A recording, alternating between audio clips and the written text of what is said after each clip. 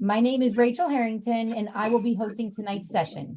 This is the first conference in a series of 3 for the 24-25 school year. I would like to give you some housekeeping information before we get started. I'm going to ask that everyone mute their microphones, and if you have any questions throughout the conference, please put them in the chat because we will look at those questions at the end of the conference. We'll have a few minutes to do that. Additionally, I'm going to show you a short video before our speaker gets started, but I will introduce our speaker before we do the video. So right after the video, he will jump right into the topic. So our conference speaker is Paul Pryor. He has continuously represented— I'm doing something. Can you? Sure. Can you mute, please? Thank you.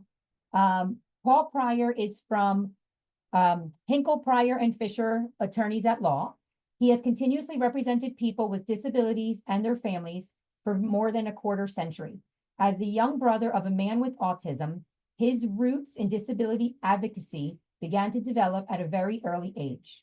He has successfully argued leading cases before the New Jersey Supreme Court, Third Circuit Court of Appeals, as well as other state and federal courts.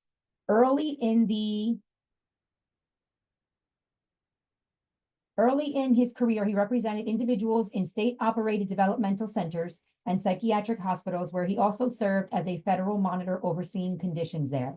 Today, his legal work focuses on special education and guardianship, financial entitlements, and access to appropriate services. A substantial part of his practice is devoted to assisting families in estate and trust matters.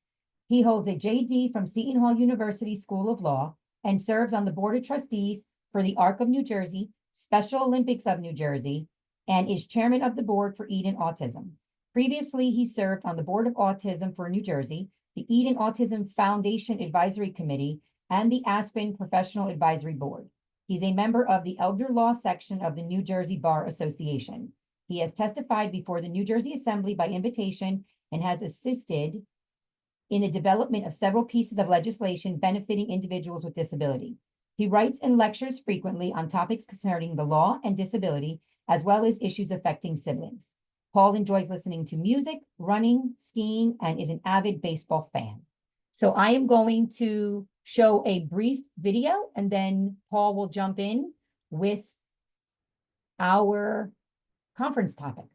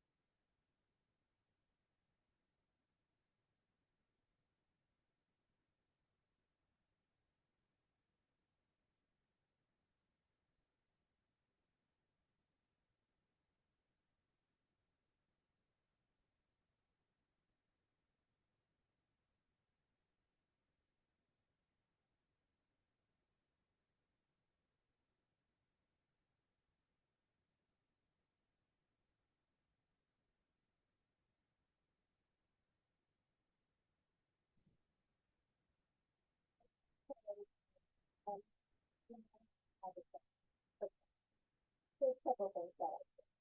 One is I make referrals to parents.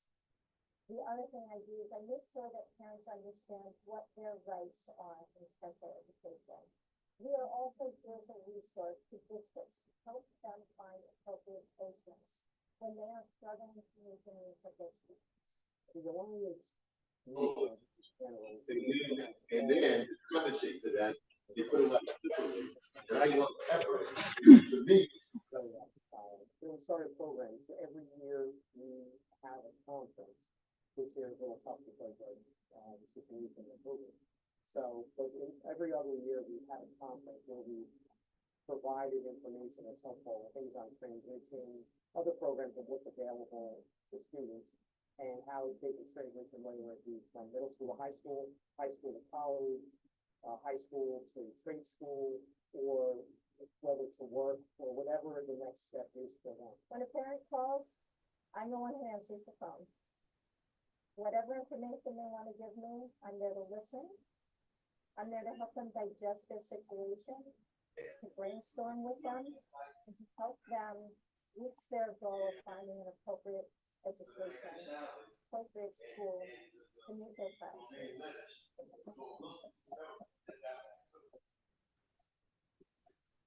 So the hostess came over, apologized. Scholarship, not only for the children in our schools, but we've actually given out scholarships to the special ed students in the public schools. One of my favorite things on the Alliance's website is the school finder. They can go right on the website and you have the school finder will list some options. The type of disability a child has, the age range, you can put the county that you're coming from. And it'll give you a list of schools that meet that criteria. And on our website, there's direct links to all of the schools. So then you can easily make your list, take a look at the websites. And, you know, my parents tell me, I always say, listen, you take a look at the websites and then call me if you want more specific information. COVID has created all kinds of havoc and educationally, you know, once we can see how difficult this has been on the special education students. We're a little bit of a smaller environment. Our schools are a little bit smaller, so we kind of have an advantage. When you have the 70 students in a building, it's much easier to control your environment, you know, much easier to offer in-person and hybrid models right away. Special education is complicated.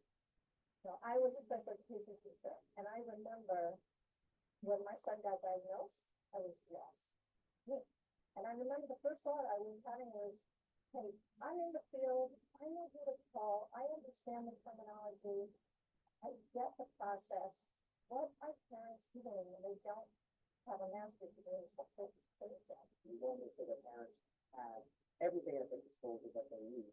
Because again, our goal is always about the children and where the children belong and how to educate them to the best and to their highest level.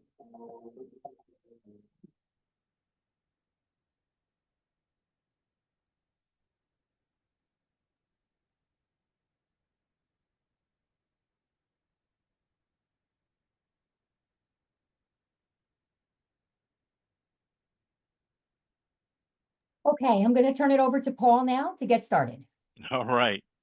Well, thanks, Rachel. And also thanks, Diana, your co-host today. And thanks to the Alliance of Private Special Education Schools of North Jersey. I know the audio and the video on that last video was a little hard to hear for some of you. I saw some of the comments pop up.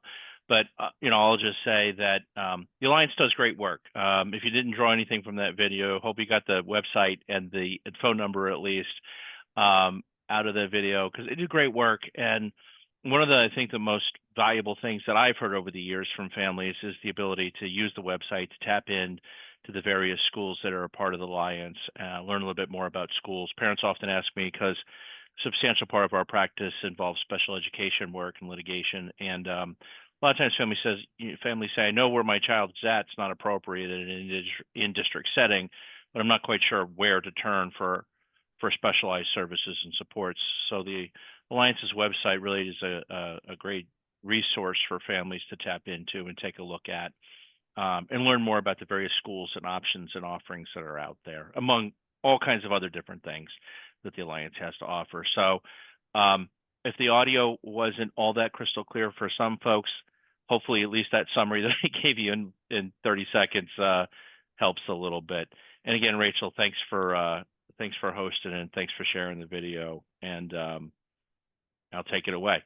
I was told to talk tonight not about special education, not about private schools, but a little bit about how to transition and what to expect when to transition when your child's educational entitlement comes to the end, and specifically how to deal with a device known as the New Jersey Comprehensive Assessment Tool, referred to in the shorthand as the NJCAT.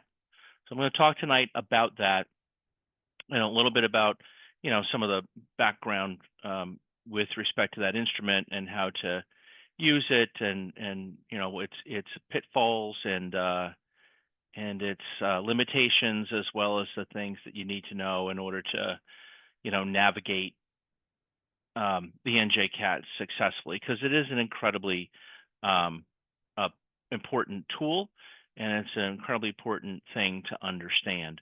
I'm sharing my screen. I'm clearly not sharing it correctly because it's showing as multiple multiple screens, multiple windows. I hate PowerPoint. I believe it is the devil's spawn, but I know in in a in a modern world with virtual presentations, et cetera, you know, PowerPoint's become really important. So try and look at the large one on the left, right? Hopefully you can see just, I can see, I have two monitors. I don't know if you're seeing my one that's just a single slide or one with a preview slide, but whatever. I mean, we'll just go with it the way it is. You know, so when we age out of our educational entitlement, and as we prepare for our child to age out of our his or her educational entitlement, it's important for families to understand how the adult service delivery system works and why the NJCAT is so important. Remember, a child is only a child with a disability for only 20% of his life, and then he becomes an adult with a disability, and he or she is served by the adult services delivery system. Remember, you're entitled to special education and related services until the June following your child's 21st birthday, and then you move into whatever happens next. That may be employment, that may be post-secondary education, that may be vocational experiences, that may be moving into the adult service delivery system through DDD. And what I'm going to focus on tonight is if your child is going to transfer into the adult service delivery system through DDD. I will answer questions at the end. Normally I take questions as I go along, you know, if I'm doing these things live and in person, but this format kind of doesn't lend itself to that level of interaction, unfortunately. So I ask you just put your questions in the chat box, try and make them general, so that it's not, you know, bogged down in the specifics of your particular instance. I know this is being recorded, and it may later be shared for how long, I don't know, or where it will ultimately end up. I do want to say this, that the information that's provided today may not be information that is accurate, you know, 6 months or a year from now or 5 years from now. These things are constantly evolving and constantly changing. The adult services delivery system, in the nearly 30 years that I've been practicing law specifically in this area of the law, has had at least 2 seismic changes in the way it delivers services to adults with intellectual and developmental disabilities. So just because you're seeing this doesn't mean that a few years from now or even a few months from now that this information will be entirely accurate. And then, you know, the information I'm going to provide tonight is of general application, and it's not a substitute for, you know, specific understanding to your specific set of circumstances. So when it comes to adult services delivery systems, you're looking at the Division of Developmental Disabilities. There are a lot more things that we could talk about, but including Social Security, Medicaid, housing vouchers, and, you know, subsidies and so forth. And any one of those topics or the collective of those topics could take up the entire evening tonight. And I'm just going to focus on DDD and the NJCAT. But there is more to this than I have time to talk about. But when your child's educational entitlement begins to come into an end and your child's educational entitlement begins to wind down, you're going to want to make sure that your son or daughter is eligible for services from the New Jersey Division of Developmental Disabilities, or DDD.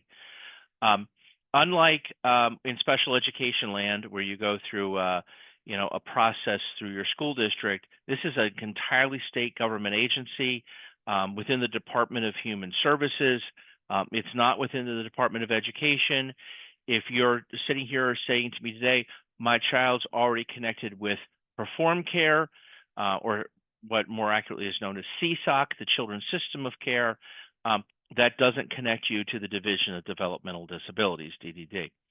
In fact, Perform Care, CSOC, is in a completely different part of state government. It's within the Department of Children and Families, whereas DDD is within the Department of Human Services. So it's two completely different parts of state government, two completely different departments and agencies. And frankly, unfortunately, they don't really talk to each other. So when your child is 18, you will need to apply for services from the New Jersey Division of Developmental Disabilities. And application is easy to obtain. It's available online, or you can call DDD's office, regional office for the county in which you reside, and you can have them send you an application. When I say the application's online, I do not mean that it is a fill-in form online. It is a PDF you can download online and fill it out and mail it in to the Division of Developmental Disabilities. So it's not going to come to you automatically.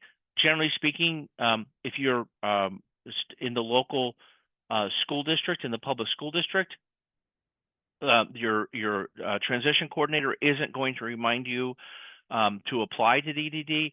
They're not going to give you an application. If you're already connected with many of the private special education schools that are part of the Alliance, the transition coordinators in these schools tend to be a little bit better and a little bit more proactive than in the public school. No offense to the public school, but they have a variety of different kinds of disabling conditions to deal with, special education systems to deal with. So they're not always attuned to these types of issues. But DDD eligibility is based on a functional test. It is not based on IQ. It is not based on diagnoses. It is not based on, medical, entirely based on medical history and so forth. It is based on a functional definition of what it means to be a person with a developmental disability, and that definition is on this slide. The most important thing to understand that your person has to have substantial functional limitations in 3 out of 7 areas of major life activity, and those areas of major life activity are on this particular slide. They only need 3 of these 7 areas to have, some substantial functional limitations. So it's important that you begin the process at 18, complete the application, even though your child is not going to receive any services from DDD until their educational entitlement has come to an end and they've reached their 21st birthday. So why would you apply so soon? Like, why am I impressing upon you to apply when they're 18 when they're not going to get anything out of DDD till 21? Well, the reason why is DDD tends to move at glacial speeds. It take a long time to process applications, and DDD is also, I don't know if it's famous or infamous, but one or the other for erroneous denials, false denials of applications.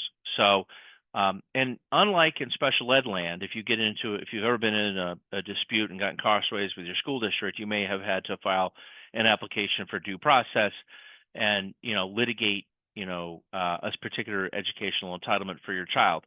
And you know that under the law, these hearings are supposed to be expedited, cases are supposed to be handled on a fast-track basis, and resolutions are supposed to happen, in a relatively quick manner. And if you've ever litigated these issues, been a part of a special education dispute, you know that they don't. In DDD land, there are no tight prescribed timeframes. There are no expedited hearing processes, by default, et cetera. It's not uncommon for a DDD eligibility appeal to last 2 or 3 years. So you don't want to start the application process when your child is 20 or in the year that he's going to end his educational entitlement. Start the application process, be denied, and then, your child graduates into nothing. They'll be sitting home eating potato chips and watching YouTube videos all day. Not probably what you anticipate. So I really want you to get the process rolling when your son or daughter turns 18. I think I got a little ahead of myself on the slide here. But I want you to get the ball rolling, at that time, because if you run into a jam, I don't want you to, have to plan in a crisis or deal with your child graduating into nothing. Other things that you need to know about DDD. DDD eligibility is not, emphasis not, dependent upon Medicaid eligibility. There's a lot of false information or misunderstanding out there about that. Your child does not need to be Medicaid eligible to apply. Okay. Now, as a practical matter, DDD takes the position that your child has to be Medicaid eligible in order to receive services. But you can begin the application process even though your child is not yet eligible for Medicaid. It's a binary issue of does your child meet the definition that was on the last slide in the functional test. So you do not also, by the way, need to be your child's guardian if your child is appropriate for a guardianship and will need a guardianship someday. You do not need to be your child's guardian before you can begin the application process. You know, that what that means as a fictional matter is your child is the applicant for DDD purposes, but you're obviously the one facilitating the application, filling it out, gathering the data and the paperwork together, and submitting it to DDD on your child's behalf. So just some things that, you know, I find that over the years that parents, because of their the misinformation they sometimes receive, inadvertently results in their delaying the application process more than it should. And then, of course, as part of the application process, once the initial name, rank, serial number type of the application is submitted, you will be asked to complete an NJCAT, which is what we're going to spend most of our time talking about tonight.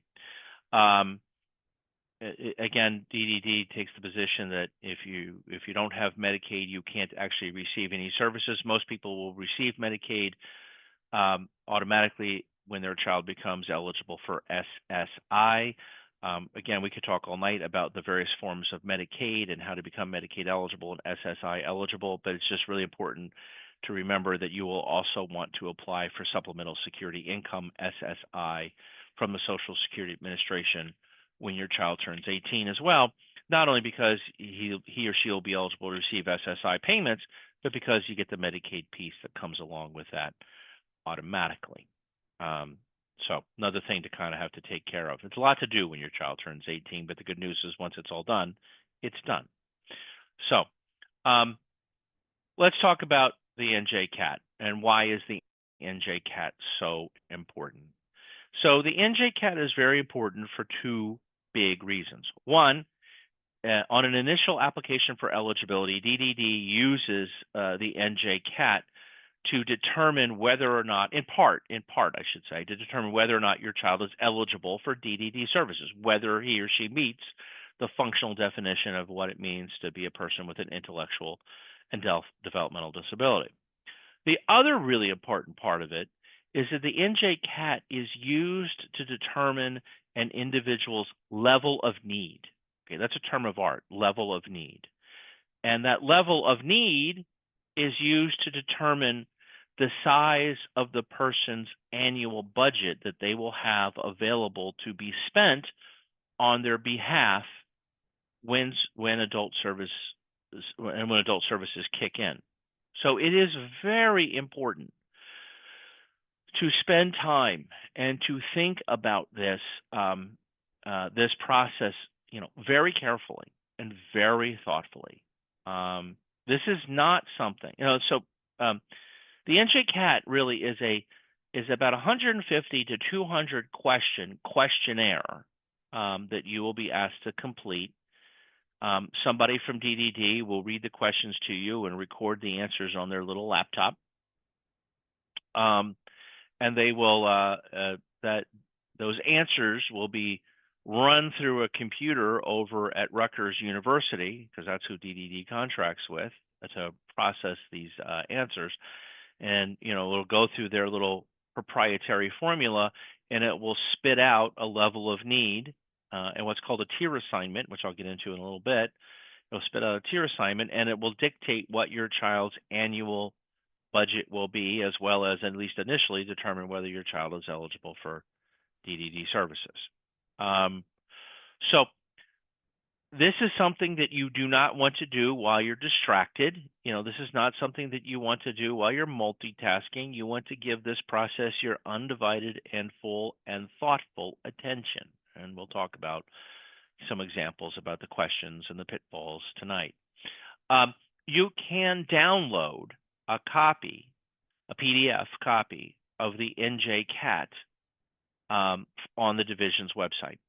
I recommend you do so before the questionnaire is actually administered to you live.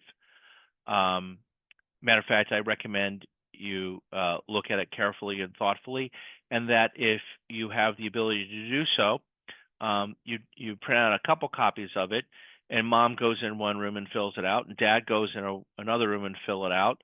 And if you have adult neurotypically developing children, that are willing to participate kind of thoughtfully, you might want to give a copy to them, ask them to fill it out, and then reconvene about what your answers are, because the questions on this this form of this test are sometimes subjective and subject to different interpretations. So the person with the worst answer wins, and that's the answer you should go with when the questionnaire is administered to you live by DDD. Like I said, they're designed to assess the level of need. And when responding to the questions, I want you to think about your child in a world that doesn't exist.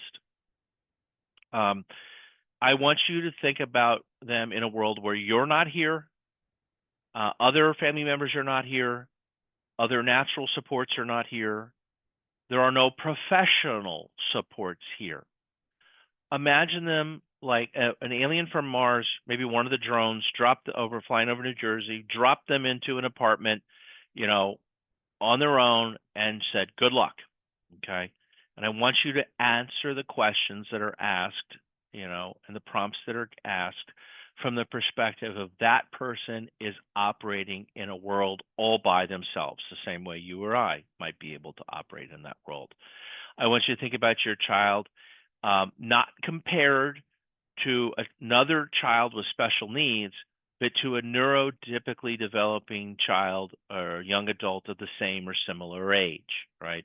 Parents have a tendency to be, to say things, well, my child needs some supports, but they don't need the supports, near the level of supports as, Sue's kid or Joe's kid.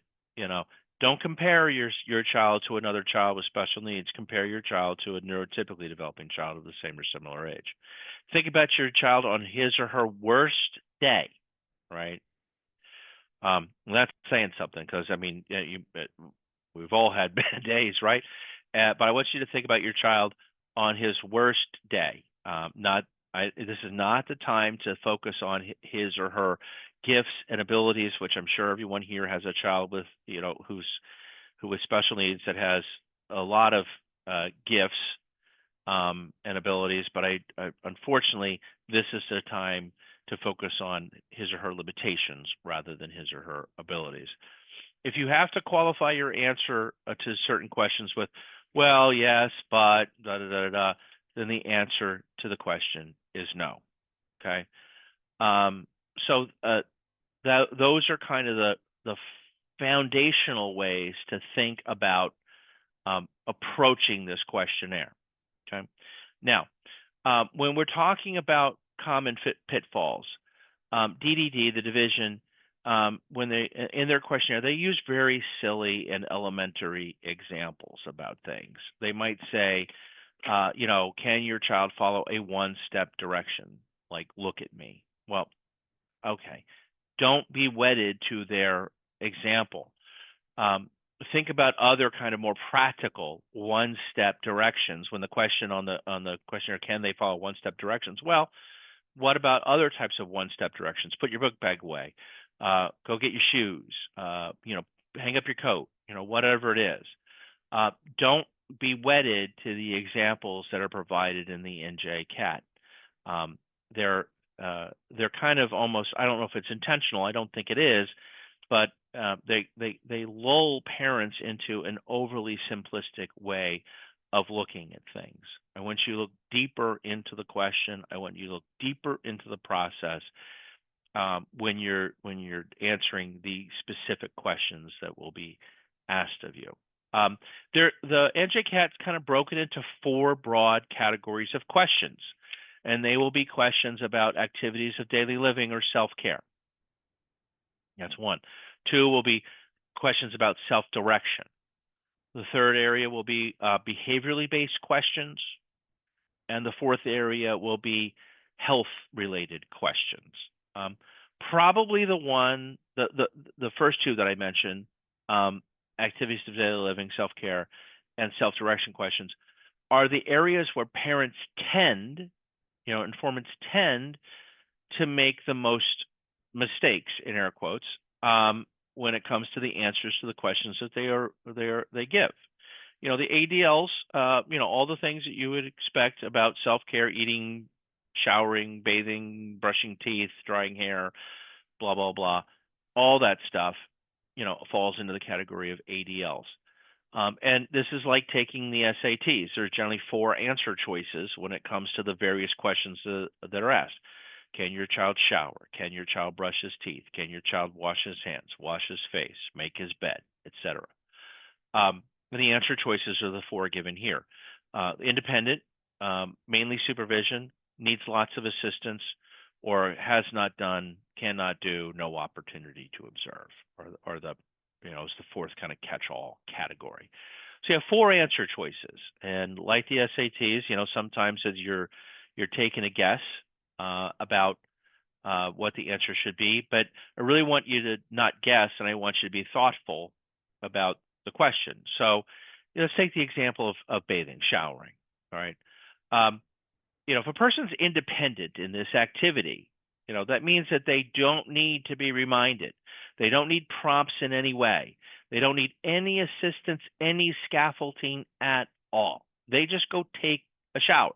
Now, this is also meaning they're not following a schedule, a picture schedule, a timeline schedule, that's not part of a incredibly rigid, long-standing routine, because maybe your child has an autism spectrum disorder and you set up, even 5 or 10 years ago, this rigid routine that they follow in the morning or the evening, and they know that they finish dinner, go upstairs, play a video game, brush their teeth, take their shower, put on their pajamas, and go to bed, right?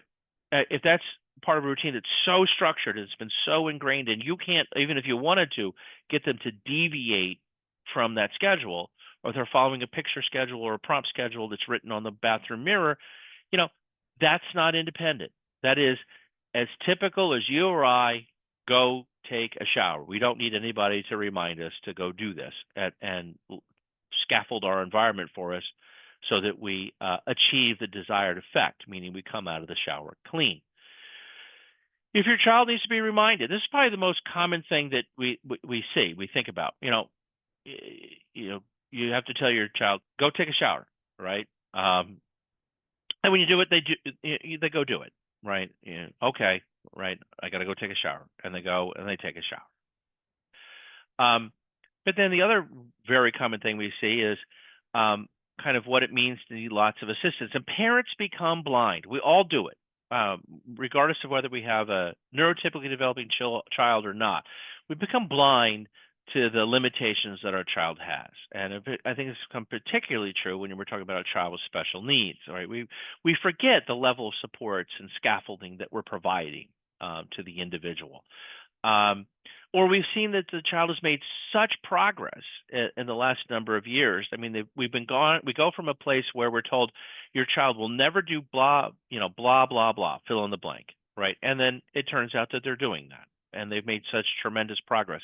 But they haven't made the progress that makes them truly independent, just as you or I. So if we have to remind them to go take a shower, to get out of the shower, to rinse the shampoo out of their hair, which is always my biggest challenge, right?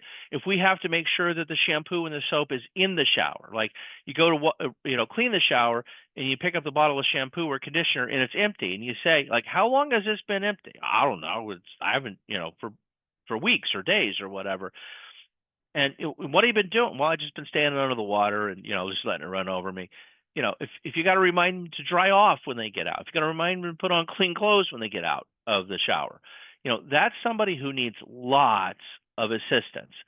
I can't tell you how many times my colleagues and I have been working with families, on their specific NJCAT, and they tell me that their child can shower independently. But when I talk to them a little while, kind of peel back the onion layer a little bit, I learned that they're doing all of this. They have to put the shampoo in. They have to put the soap in. You know, if the extra shampoo is under the sink in the bathroom, they won't go get it and put it into the shower when the bottle runs empty. They have to be reminded to put on clean clothes, et cetera, after their shower. You know, but they tell me, at least initially, that the child can shower independently. You know, that's not independent. So I want you to try and think about the level of supports that you're providing to your son or daughter when they're going through these activities of daily living. Showering is just one example. You can take this kind of example and extrapolate it into brushing their teeth, or to tying their shoes, or to, you know, putting on matching and seasonally appropriate clothing, and any other, you know, shaving, you know, any of the other activities of daily living that we all go through on a daily, or at least, you know, regular basis, right? One of my favorite is, you know, laundry. So for a variety of reasons, right? I get families all over the place. They say to me, you know, I say, can they do the laundry? Well, like, are you kidding? You know what it would take to get my child to do his laundry? I can't get my typically developing child to do his laundry. I can't get my husband to do his laundry. You know, what, fill in the blank, right? So, but you know, sometimes, oftentimes, parents kind of answer the question reflexively, or they say they don't know. No, does not do, no opportunity to observe. That's not a good answer. No opportunity to observe, or does not do. You don't get many points for that answer.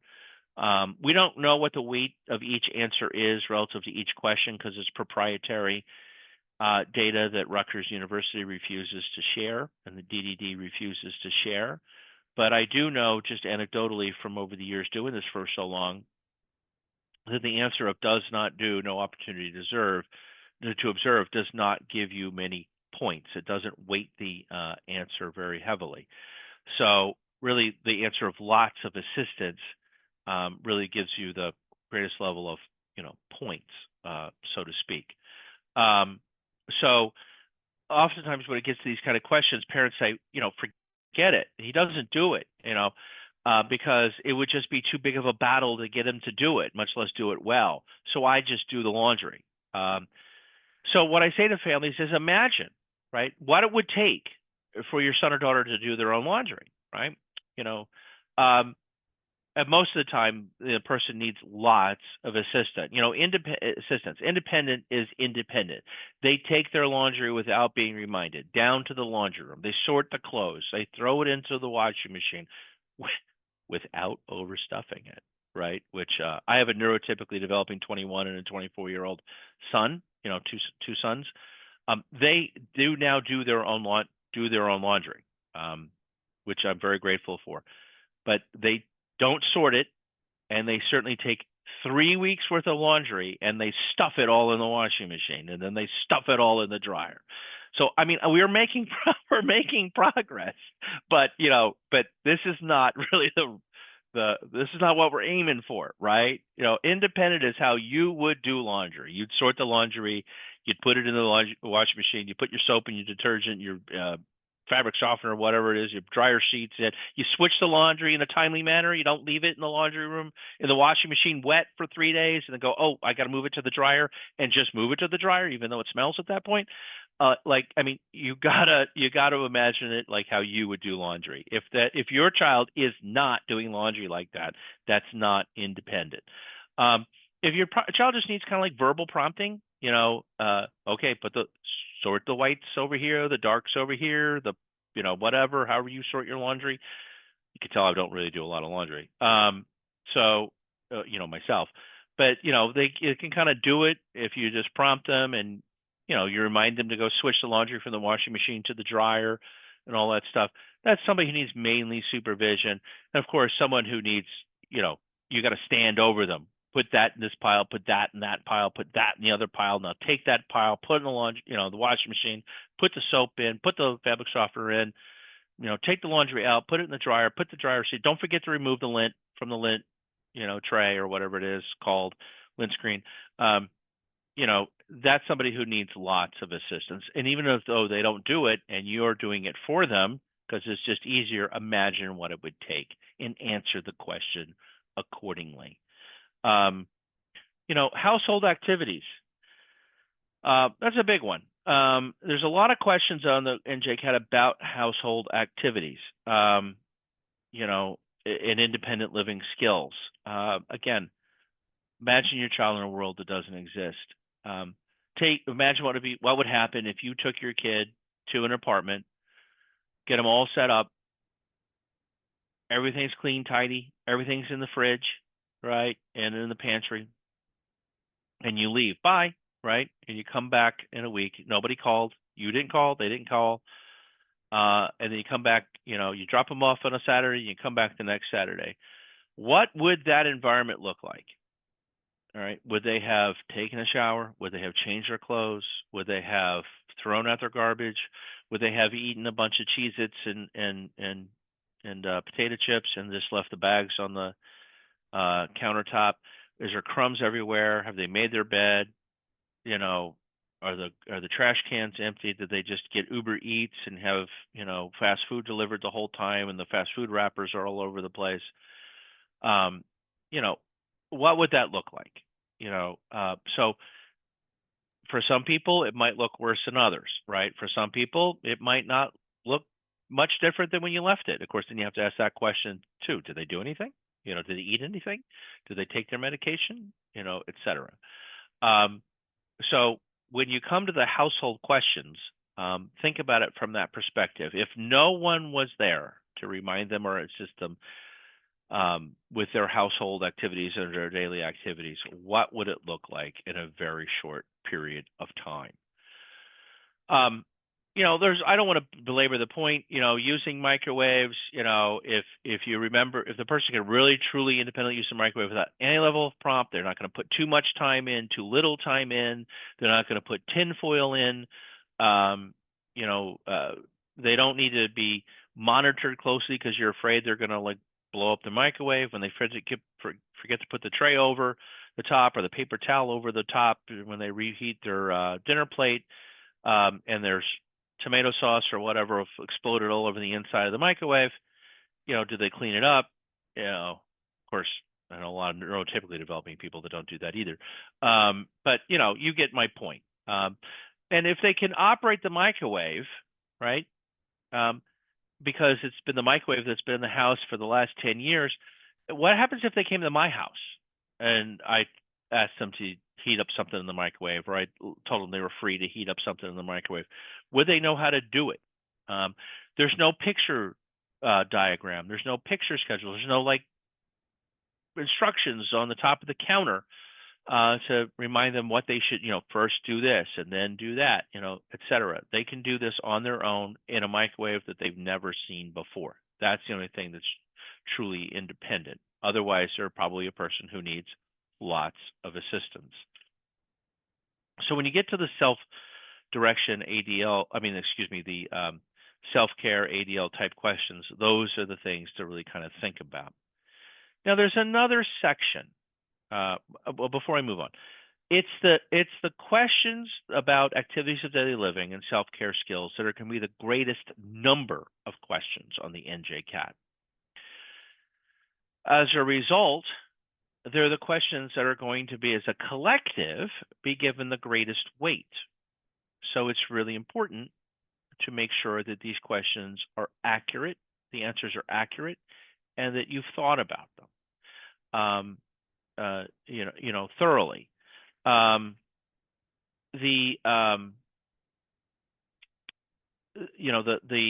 The question, and the biggest hang up, I guess, or the biggest problem that we have seen over the years as people's tiers and people's budgets are artificially low because parents have answered questions in too rosy of a manner. Okay.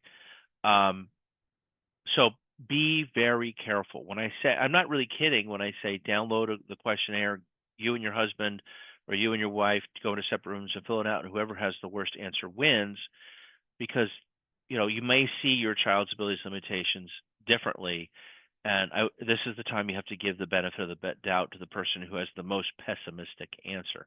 Now, a word about this, and I want to be very clear on this.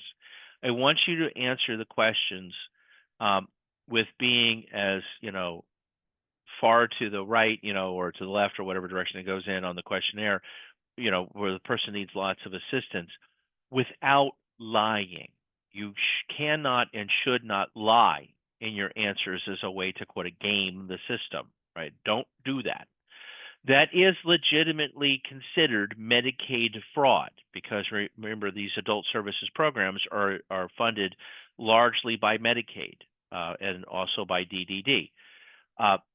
So to lie on the NJCAT in order to artificially give your child access to a larger budget is Medicaid fraud, and Medicaid fraud is a very serious offense. It is very punishable and will be prosecuted. Don't do it. So I want you to be as the worst answer you can give without lying. Okay, it's very, very important. So we get to self-direction questions as well. There's it's a short part of the questionnaire.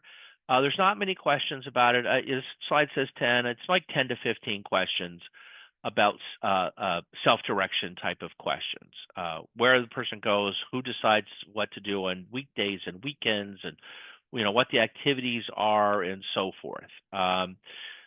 It's important part of the questionnaire because it's an important part of the analysis of the eligibility process. It's also an important part of the analysis of what the person's levels of supports may be if they were to live independently from you someday. So it is important to give some thought and consideration to these questions. And the answer choices, instead of being 4 answer choices, there's 3 answer choices. And when it comes to the self-direction questions, the answers are: other people decide, the child decides, the individual, him or herself decides, or both decide. And what we find is that families tend to instinctively say both decide, or even that the individual child decides. But it's not exactly accurate in our experience most of the time. I'm not going to speak to this. I'm not going to read the slide or next couple of slides, in detail. But really, the upshot of all of this is, I want you to think about what happens, like if it's a weekend, and it's a beautiful day in the summer, and your child's preferred activity is to sit and play video games, Animal Crossing, Mario Karts, whatever it is. I don't know. I might be dating myself with my video game choices here, but they want to sit and watch TV, or they want to watch endless social media reels on their phone, or whatever the case. If that's their preferred activity, right? If you say it's a beautiful Saturday in June, you're not sitting inside all day. We're going somewhere. And, do you want to go to the beach? Do you want to go to the mall? Do you want to go to the park? Do you want to go to the movies? Whatever it might be. And the child says, I want to go to the movie, right? And then we can go, then we can go to the beach or whatever. And you say, well, do you want to see, this movie or that movie or the other movie? And they pick a movie. Now, what happens is most families will say, well, we both decided, right? That's not true. All right. You decided. You decided that your child is going to deviate from something other than their preferred activity. If left to their own devices, they would watch YouTube videos all day. Okay. So it's not that he has decided. It's not that both have decided. It's that you have decided that you are going to get your son or daughter to do something different than they would otherwise do if left to their own devices. Okay. So can't tell you how many countless times that families inadvertently kind of paint more of a rosy picture on this questionnaire than they should. If your child tends to come to you and says, I have an idea for an activity, right? Is that activity realistic? Okay. Mom, we got the weekend coming up. Let's go to Hawaii, right? And it's like a Thursday when they say this, right? That's not realistic. There's no consideration to give into time, distance, cost, planning, etc. You know, they may have come up with an activity, but it's just not realistic. That's not him deciding about activities. That's just him or her, you know, dreaming about something that they would like to do because they've heard it might be cool to do. So think about what the true level of planning is on their part and what they've actually done to participate. You know, if your son or daughter wants to go somewhere, do you decide that they're going to get together with a friend? Do they decide that they come to you and they say, you know, I want to get together with Joe, you know, on Saturday, and can you make that happen, Mom? Right? You know, maybe they've come up with the activity. They need your help. They need you to drive them, you know, or whatever. You've decided that you have to call mom, you know, the other person's mom. You have to facilitate all of this. You have to arrange and plan all of this. You know, that's something that both people have decided. All right. And it sounds like he's decided, but they can't accomplish it on their own. Right. You know, if you have a child that says, I'm going out, I'm going to dinner, and I'm going to the beach, you know, afterwards, you know, that's something that, you know, the person has truly decided every aspect of the activity on their own. You know, that's basically your neurotypically developing teenage child. I'm going out with my friends, and I'll be back when I'm back, right? And of course, you go, who you going with, people? When you be back? I don't know. You know, those kinds of like one-word answers that, you know, that we probably have all heard or given at some point in our lives, or both, right? So that's something that's truly independent in the self-care realm. And again, this is why I tell you, compare your child not to another child with special needs, but to a neurotypically developing child of the same or similar age. This gets a little easier if you do have neurotypically developing children, particularly if they're older than your child with special needs, or at least not much younger than your child with special needs, because, you know, at least you have some contemporary, you know, real world, in your face kind of level of functioning to compare it to. Okay, so when it comes to other samples on the questions, other sample questions on the questionnaire, there'll be a part that asks about two-step directions, you know, and again, very simple. They say, turn your head and look at me. Remember the one before, one-step directions, turn your head and look at me. You know, think about what that looks like in the real world. Take off your shoes and hang up your jacket. Pour out the cup and put it in the dishwasher. Two-step directions, right? If your child doesn't do that 100% of the time successfully, meaning if you say pour out the cup and put the dishwasher in the sink, and half the time you find the cup full and in actually not in the sink, the dishwasher, excuse me, I've done my I've done it backwards, right? You say pour out the liquid and put the cup in the dishwasher, and half the time you find the cup full of liquid in the sink, right? But the other half of the time they actually do it. You know, that's not somebody who can follow two-step directions all the time. So the answer becomes no. You know, and extrapolate that to other types of examples and questions on the questionnaire, you kind of get my drift. There's stuff in there about conversations. This is going to depend very fact specific based on what your child's levels and abilities are. You know, but when they talk about conversations, can they carry on a conversation? This is a reciprocal back and forth conversation that you would have with your spouse, with your next door neighbor, with your friend, etc. Not the typically we see, you know, 1 or 2 word answers and so forth. I do want to touch a little bit on the behaviorally based questions as well, because they become very important and they're often misunderstood on the NJCAT. So we go through all this, as I said before, and at the back end of the responses, when it's scored, the questionnaire is going to spit out a tier assignment. The tiers run A through E, A, B, C, D, E.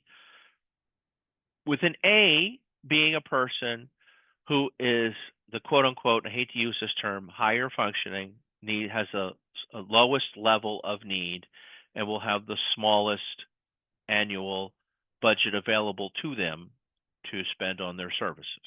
Right? With an E being at the other end of the continuum, a person who has the greatest level of need, who will have the largest budget.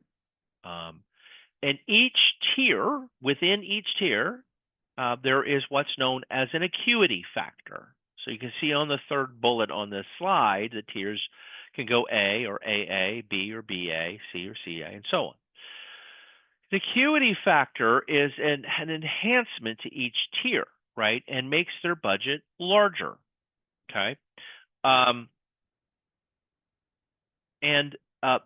acuity factors typically are given if the person in question, your son or daughter, has some significant behavioral or medical needs, complications. So if you have a child who is very behavioral, is aggressive, assaultive, self-injurious, property destruction, anytime you place a demand on them, they turn around and punch you, they throw objects, they punch holes in walls, they elope, they eat non-edible, items, pica behavior. If they have significant medical needs, feeding tubes, G tubes, other, acute medical needs, etc., those types of people are going to receive typically an acuity factor, which is going to be a budgetary enhancement to their annual budget. Make sure you answer these questions accurately and honestly. People don't generally have a hard time answering the medical questions honestly, but what we find is sometimes people have a hard time answering the behaviorally based questions because parents often express that they're afraid to do so, okay?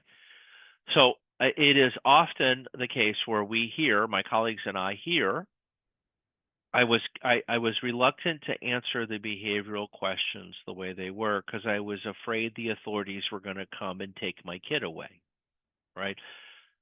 Breaks my heart. It breaks all of our heart to hear that, right? And it's kind of funny because it's not true. Sometimes we are advocating against DDD to provide a residential placement for a kid, and they won't do it. Right? So nobody's coming and taking your child away, right? They're not backing the moving van up to your front door and taking your kid. The authorities are not coming and taking your child away. Even if we wanted them to, they're not doing that. I get where that comes from, right? But it's just not going to happen. Probably even more common than that, parents say, I was reluctant to answer the behavioral-based questions accurately because I was afraid it was going to make him sound too bad and no one would want to serve him as an adult, right? No one would take him. No day program or residential program would take him. No vocational, community-based vocational program would take him, right? If I made him sound too bad. And again, I get where that's coming from, and it's certainly an understandable, natural parental and human reaction, right? But it's not true. All right. There are, just like there are all kinds of different special education schools out there to provide different levels of instructions to children with different types of disabilities, there are day program and residential service providers and the adult service delivery system for just about everybody. Including kids with young adults and full-blown adults with significant behaviors. And if your child needs the behavioral supports in order to be successful, you want them to be in a program where they have those behavioral supports, where that's not going to, throw off or phase the provider agencies that provide them. If you downplay your child's behaviors and he gets his tier assignment is a C when it really should be a DA, and he goes to a program that doesn't have behavioral supports, doesn't have behavior intervention programs, doesn't have a BCBA on staff, doesn't have a behaviorally based model, and just goes, off the rails at the program, and the program doesn't know how to deal with it, your child's getting kicked out of the program, or your child is not really with a genuine peer group. You want your child to be successful. So you want your child to be in an appropriate program where the level of supports are provided. If your child's truly a D or DA because they have some significant behaviors, then you want them in a program that deals with kids with those or young adults with those kinds of behaviors, because the likelihood of success is going to increase. Those types of programs are likely to be behaviorally based. They're likely to have behaviorists on staff. They're likely to have BCBAs that review the behavior intervention plans and so forth. It's going to be something that's better tailored.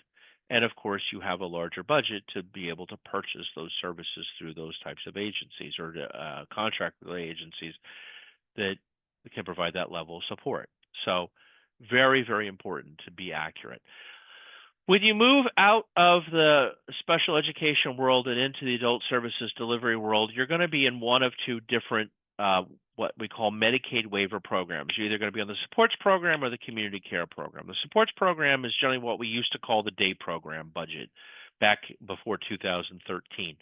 And the community care program is what we used to call the residential services and supports budget before 2013. So the community care program is a much larger annual budgetary number than the supports program, because the supports program is only designed to pay for, let's say, day programming, community-based vocational services, job coaching, recreational supports, etc. Right? The things, whether that's working with a job coach in a community-based retail establishment or office establishment, and they're supported in that environment, whether it's the transportation that comes along with it, whether that's a traditional, center-based day program, whether that's recreation and leisure programs, those kinds of things are generally paid for out of your supports program budget. And that's generally what most people receive, the supports program, when their educational entitlement comes to an end and they transition from school to the adult world. The community care program includes all of those things I just said, plus residential services and supports. The larger budget needed to pay for a traditional group home or a supervised apartment or a supported apartment, or the staff necessary in the individual's own home if they can live semi-independently, their own home, to make sure that they have the supports and services that they actually need to be successful in their own home. Ultimately, someday your child is going to need, and you're going to want them on the community care program if they cannot live truly independently like you or I live, right? You need to be on the community care program. So again, the community care program, like the supports program, it all comes down to tiering and budget assignments and so forth. And the larger your annual budget is, typically the more options that you're going to have in terms of residential services and supports, and the quality or the supports that your child's going to receive in that type of an environment. So you don't just get to go on the community care program once your child becomes eligible for DDD. You're not just given an application for the community care program. It's a Medicaid-based waiver program. It can only be given by the Division of Developmental Disabilities, and the CCP is only eligible to be received by people who have reached the top of the community care program waiting list, the CCP waiting list. And there is a waiting list, a long waiting list, to get onto the community care program to get access to the residential services and supports that a person will need someday. The other exception to that is if there's a situation where a person is deemed to be in need of an emergency placement. So you want to get on as quickly as possible. You want to get on and therefore off the CCP waiting list. So there are some rules that govern this. Your child's name can be added by default without any opposition from DDD to the CCP program, the CCP waiting list. And by the way, let me back up. When I say waiting list, the waiting list for the community care program is actually broken into two broad categories. It's actually on this slide. I probably need to go back and adjust the slide. Two broad categories for the CCP waiting list. And the categories are the general category, which might as well be renamed "Go Away" because no one ever gets off the general category, and the priority category. Okay, general and priority. Priority category is the only one that moves. Okay, in that list, that category is about 10 years long, give or take. Okay, so your child's name can be added to the priority category of the waiting list when the youngest parent turns 55. Right, that's the default rule. They're not going to send you a card. That's not going to happen automatically. They are not the AARP. They are not going to come find you. You've got to be reminded to ask for your child's name to be added to the priority category of the CCP waiting list when the youngest parent turns 55. Okay. The division is supposed to remind you annually at the during the ISP, what's called an ISP, Individualized Service Plan, like an IEP. But every year at the ISP, they're supposed once you turn 55, they're supposed to remind you of your right to have your child's name added. They never do. If you're sitting here and you're already over the age of 55 and your child's name has never been added, meaning both parents are 55, and your child's name has never been added, there can be a retroactive placement of your child's onto the CCP waiting list, the priority category. But you want to remember to ask. The sooner you get on, the sooner you get off. Now, there's some exceptions to the age 55 rule, largely based on these behavior or intense medical needs of the individual in question, right? So I live in a backwards world. You've gone through the process, you've gone through this NJCAT, you've got your budget, you're on the priority category of the waiting list, or maybe you're not on the priority category of the waiting list, and your child's behaviors are escalated to the point where they're unmanageable, or they have such intense medical needs, or the other factors are the parent's health. Parents are in declining health. If you have more than one child with special needs that you're taking care of at home, or more than one person with special needs that you're taking care of, like an aging parent as well as a child with special needs. Those are all factors that can be utilized to, regardless of your age, and how young the youngest parent is, get the child's name added to the priority category of the waiting list for the community care program. So again, the sooner you get on, the sooner you get off. And it's really important that you don't leave years on the table. Because even if you reach the top of the CCP waiting list and you're not ready to truly make an out-of-home placement, that's fine. At least you have the option to do that in much less time if that comes about, or if that's the decision that you ultimately make at some point. But getting onto the CCP becomes extraordinarily important. Now, I don't want to leave you with gloom and doom that I'm not going to be able to get my kid into a residential setting, or I got to hang on and be healthy until I'm in my deep 60s or whatever. There are circumstances that, regardless of the age, regardless of whether your child's on the CCP waiting list, et cetera, that your child can be placed in an emergency situation. There is a legal standard on this, and the legal standard is that the individual in question has to be in quote unquote imminent peril or homeless, or is about to become homeless. These are situations where the situation at home, generally based on the medical or behavioral needs of the child, are so severe that the parents just cannot do it for another day. Right? It's dangerous to people involved, or parents have died, or one parent has died, and the other parent is, can't do it alone, or isn't in good health themselves, or whatever the question may be. You inherited your sibling, right? Your parents died, and now your brother or sister is sitting on your couch with no place to go, right? And you've got to get your child placed, or your person placed, in an emergency. Now, you never want to have to use an emergency placement. You never want to plan in a crisis. You never want to, get access to the CCP in a crisis, which is why I'm telling you, apply for DDD when your child's 18. Why I'm telling you to remember to get your child's name added to the priority category of the CCP waiting list when the youngest parent turns 55. Why I'm telling you to, without lying, answer the questions on the NJCAT in a completely unvarnished way, so that you don't have to plan in a crisis, right?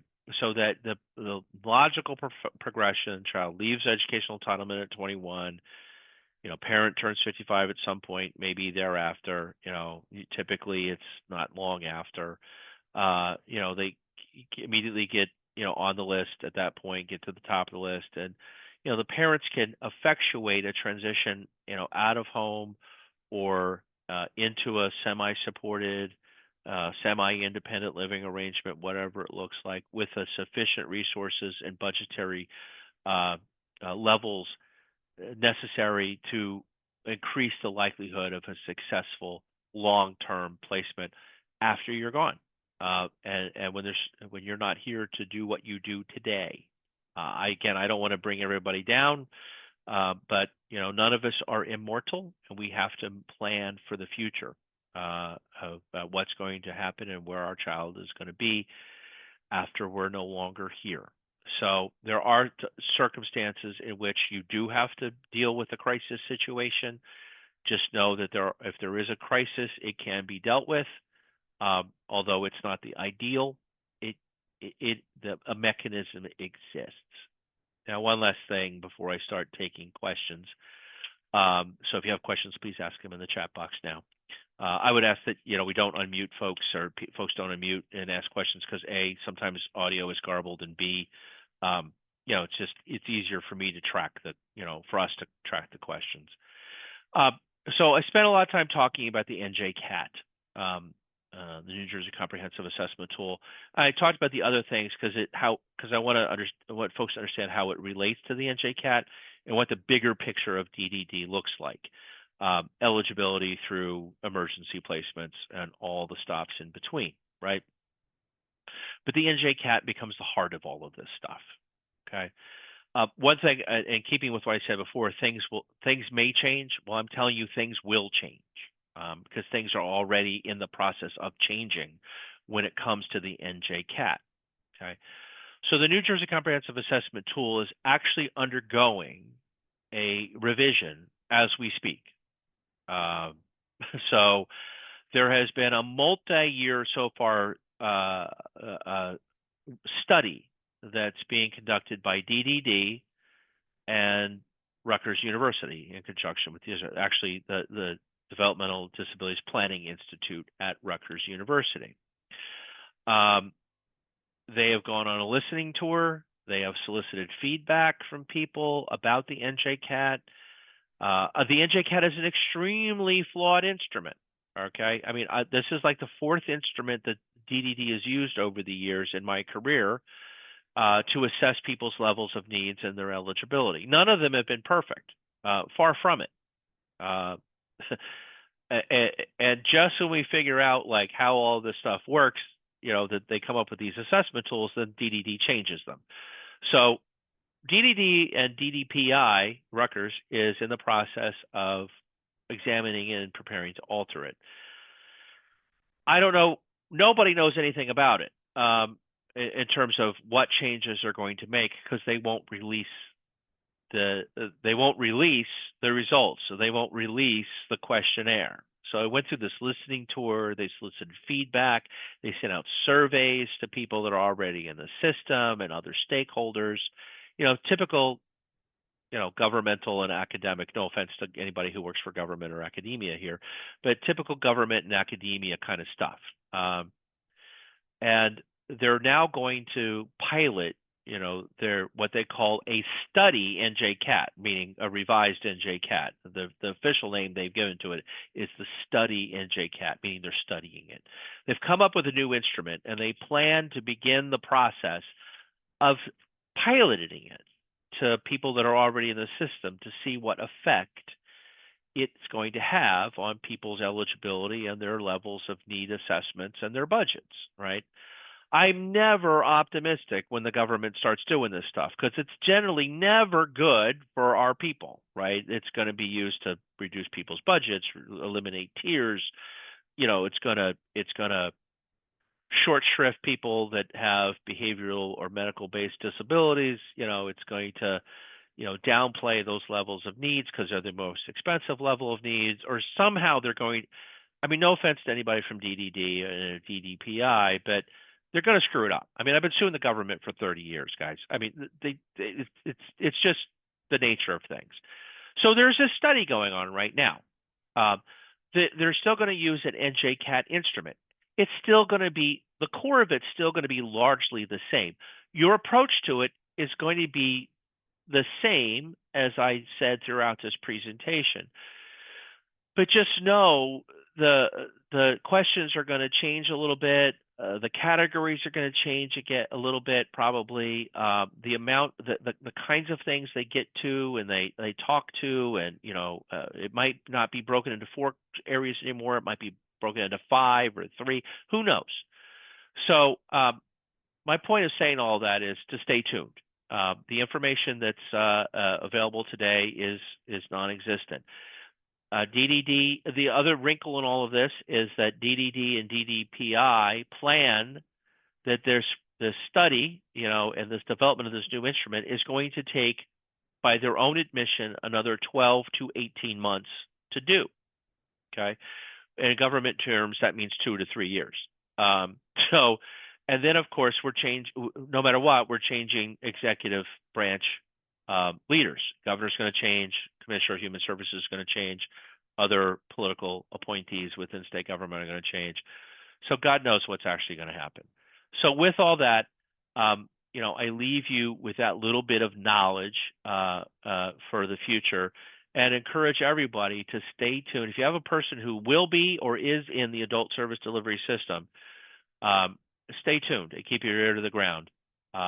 And as things change, of course, I'm sure the Alliance and I'm sure we will be out there talking about what those changes are. With that, Rachel, I'm going to flip it back over to you in the booth if we've got any questions. Thank you. Yes, thank you, Paul, very much for the very extremely informative presentation. We do have a few questions. Sure. So we were asked a couple of times about the slides, and I just want to let everybody know, I put in the chat the website.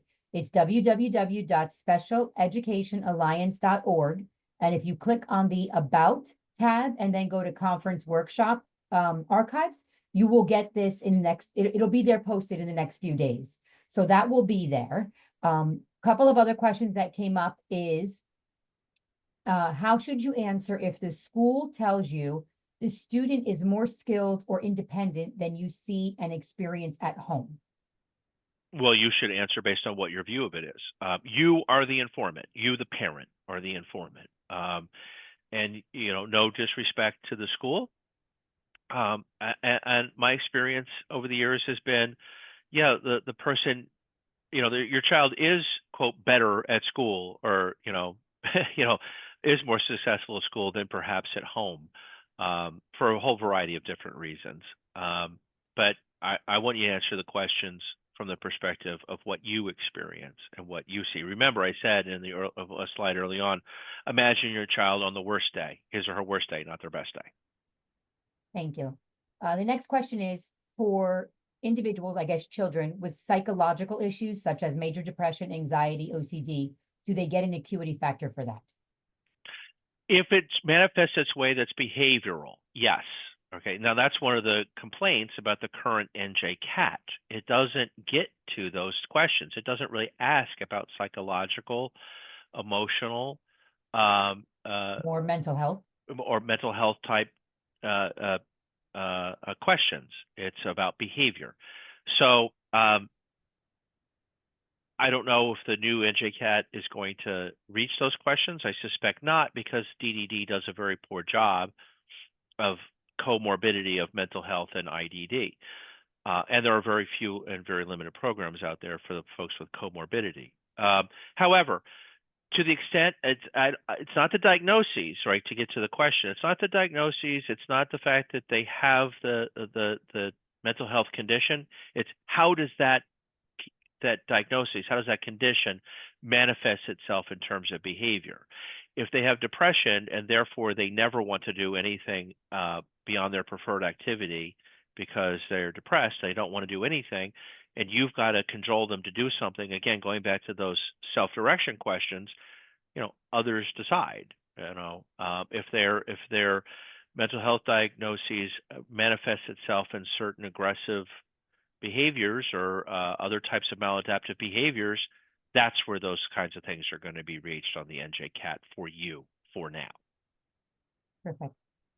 One question was, could you go back a few slides? They wanted to see the slide again that had the services that DDD provides. That's a limit. Sure. You're asking me to go in reverse, which I can barely go forward, guys, but I'll do my best. Let's see. There you That's go. the one. Perfect. Yes. If you can just leave that up for a minute. I'll leave that while up. you write it down. That's for sure. And I should say, DDD services include, but are not limited to. These are Right. just some of the big ones. So, Right. I know okay. transportation is one, which is Yep. not necessarily included there. So there's a few others. If you look it up on their DDD website, you'll see it. Yep. Okay, another question. If a child is in a residential setting under the age of 21, can they stay out of the home if they are still having extreme behaviors? Stay out of the parental home. I assume that's what that means. I Right. believe that's what they're asking. Yeah. So the answer is yes, but that's a different service delivery system altogether. That's Perform Care. Technically, that's the children's system of care within the Department of Children and Families, DCF. Perform Care, as we know it, is a trade name for that service delivery system. Again, as I said, that's a different department of state government altogether. I think what they may be asking is that if they already have their child out of the home because of the extreme behaviors, will that continue once they turn 21, or will they come home first and then have to go out again? Very good question. So the answer is it can, as long as you advocate for that with both CSOC and DDD, right? So it's not going to be an automatic handoff. And in fact, it's probably going to mean that the child is going to leave their current setting and go to a different setting, because the licensed providers with CSOC are different than the licensed providers with DDD. All right. My advice, if the child cannot safely come home, and again, this is general advice, guys. Don't take this to the bank all the time for your particular situation. But oftentimes what we say to people is that you've got to refuse to bring your child home, and you got to refuse that both from CSOC and DDD, so that the point A and point B doesn't stop at, point A and point C don't become point A, B, and C through your home. It goes from one place to another. Got it. Perfect. Thank you. Yep. Next question is, if a child is found ineligible, I guess under Perform Care or CSOC, can they reapply later? And if not, do they apply for DDD when they become 18? So if they are eligible for Perform Care, is that what it said? It says if they were found ineligible for Perform Care, can they reapply later? And if not, can they apply for DDD when they become 18? Yes and yes, absolutely. So yes, they can apply for Perform Care later, and they most certainly can apply to DDD when they're 18, because again, the eligibility criteria are similar but not identical. Okay. The next question is, if magically the DDD application is approved weeks after submission at 18, I understand NJCAT is only valid for 2 years prior. So does it make sense to wait to their 19th birthday, so you only need to do it once? No, good question, but no. And it's not limited to 2 years or valid to 2 years. What, as a practical matter, the division will DDD. You'll go through the application process, go through the NJCAT as part of the as part of the application process, and then you'll want to do it again. You'll want to do it again. They want to do it again, and you want to do it again when the child's educational entitlement is about to come to an end, because there may be changes. There just simply may be changes in the child's abilities, and there may be increased limitations or increased behaviors or whatever, because supports are changing, on the school front, depending on a variety of factors. But no, you want to apply at 18, even if you have to do it twice, because again, as I said, if they deny your application, which is a significant risk, and you've waited, your child may graduate into nothing. Okay. Another person asked about the PowerPoint again. I just put in the chat for everyone the Alliance website address again, which if you follow that, click on About, and then go to Conference Workshop Archive. it will be in there in the next, probably within the next week or so. You'll have a link to get to this and past conferences as well. They're all listed there. It's archived. And They're I don't have access to people's emails because it's your guys' link. But if you want, Rachel, I can email it to you, and then if people want it, maybe you email it out to people. Sure. I mean, what we could probably do is either email, I'll see if we can email it out or just get it posted on the Alliance site. And that way it'll be there. That would be great. Thank you. I'll get it into your hands, and you can do with it however you think's best. Terrific. There was a question about what is the website for NJCAT to get the questionnaire? So, you know, if I was confident that I could share my screen on my web browser and take you to the exact place, I would do so, but I know I'm going to screw that up. So if you just Google New Jersey Division of Developmental Disabilities, New Jersey Comprehensive Assessment Tool, or NJCAT, it'll take you to the landing page for that questionnaire. Great. You can print out a PDF and have fun. Okay. Okay. One last question. Sorry, it says, sorry, I'm confused. If kid is approved by DDD, then they want to schedule NJCAT, but the person at DDD says it's only valid 2 years. Are you saying you can get denied after the NJCAT? Initially, as part of the initial application process, it's the initial application process is really 2 steps. Part 1 is an application: name, rank, serial number, you know, fill in the blank kind of stuff, easy stuff. Sometimes it'll, you know, and it asks for information like, you know, a lot of times families give the most recent IEP or the most recent comprehensive educational assessment or a neuropsychological eval or some medical records from their child's, you know, psychologist, psychiatrist, neurologist, whatever it is. Okay, that's part 1. Part 2, the division administers the NJCAT as part of the eligibility process. It's not that the NJCAT's valid for 2 years. If you're being told that by DDD, I believe you, but it's not a legally true statement. It's just they administer the NJCAT, and then they will want to administer it again when your child ends their educational entitlement and moves in earnest to the adult service delivery system. And you will too. You will want them to do that as well, because you will want a more accurate picture of what your child's abilities and limitations are at that time, because they may have changed. And my experience is they do slightly. So it's not a bad thing. Don't worry too much about it. Okay, it looks like that's, oh wait, one more question just popped in. Does the child have to be there when DDD administers the NJCAT? No, good question. And I would recommend the child is not there when they administer the NJCAT. You are the informant. You should answer the questions. And I find that if the person is there, when mom said, you know, the question, you know, can Joe shower independently? And you say, needs lots of assistance. And Joe says, what do you mean? I can shower by myself.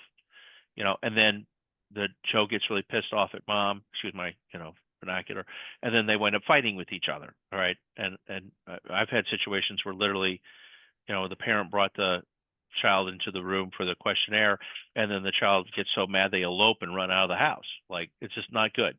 Like, don't do that. So, okay.